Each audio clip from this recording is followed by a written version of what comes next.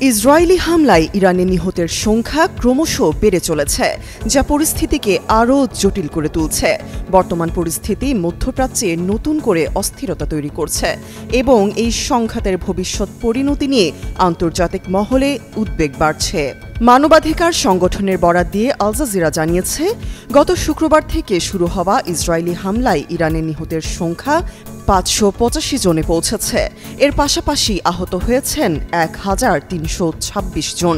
আল জাজিরার খবরে বলা হয়েছে, নিহতদের মধ্যে ৩৩৯ জন বেসামরিক নাগরিক এবং ১২৬ জন নিরাপত্তা কর্মী হিসেবে চিহ্নিত হয়েছেন।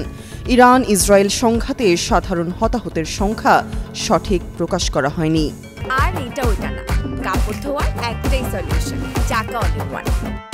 শুক্রবার থেকে শুরু হওয়া ইরান ও ইসরায়েলের পাল্টাপাল্টি হামলা এখন ভয়াবহ সংঘাতের রূপ নিয়েছে।